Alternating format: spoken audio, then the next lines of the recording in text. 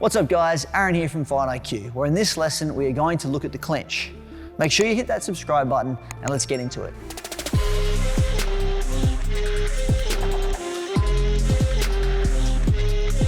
Connected to each other in some form of mechanical lock while still on our feet, we find ourselves in the clinch position.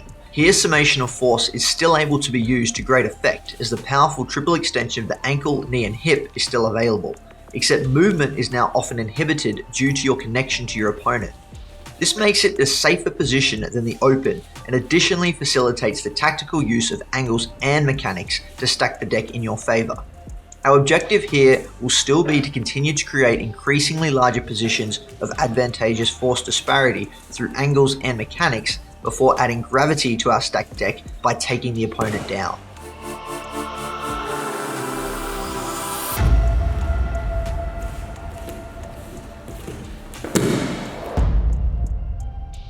Performing the body lock takedown, we want to connect our hands around our opponent to create a mechanical lock. So another lasso example here. We've connected our hands and that's our lasso there.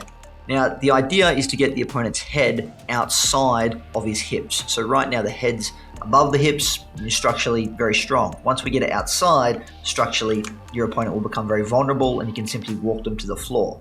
Now to make that easier for us, we want to position our hands as low as possible on the spine. Then depending on which side of our opponent we're attacking, we'll either be using our head or our shoulder as the top of the lever. So wherever the head or shoulder is, we want it as high as possible on our opponent's spine, once again giving us more leverage. So as we continue to advance through the movement, we align our hips perpendicular to our opponent. So here we are now able to inhibit this leg with our own. That's going to help us get the head outside of the hips. So we're not there yet, and we do have something else to worry about. That's this underhook side here. If we do take our opponent down from this position, he's already going to have his backdoor underhook. So if he knows what he's doing, which he does, he's going to very quickly mount an effective escape. So to mitigate that, we actually use this as a first bite setup. It's going to draw the back step from our opponent. From there, we're going to perform the exact same movement, but on the far side. Now, it's important to remember you'll be using your head on your underhook side, but you'll be using your shoulder, this one here, when you're on your overhook side. Okay, so either way, head or shoulder, you want it right up the top here. As tall as possible, and the lock low. So as we watch that play out, we'll see a switch, boom, perpendicular to the other side, and now we've achieved that condition. We've got the head outside of the hips there. Okay, so his structure is compromised. It's very easy now to walk him down. On hitting the ground, we will have the desired underhook already established.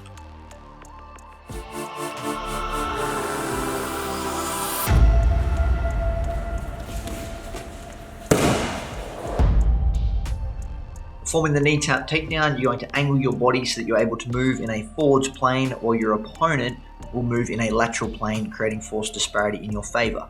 You're going to trap your opponent's base of support by placing one of your hands at the knee joint. Your other hand should maximize force production potential by holding an underhook as high as possible. Execute the takedown by running forwards with your established frame, forcing your opponent's center of mass outside of the base of support.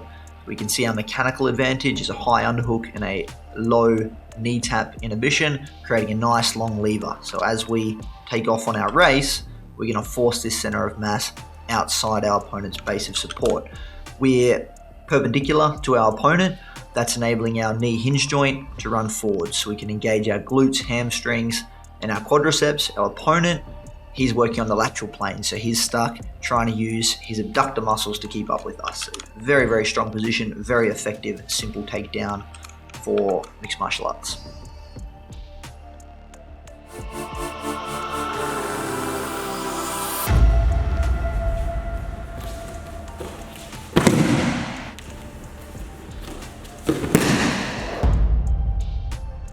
Sase Surikomiyashi is going to require us to overload the opponent's lead leg by stepping next to their rear leg with your opposite foot, driving upwards with your overhooking forearm and downwards with your underhook.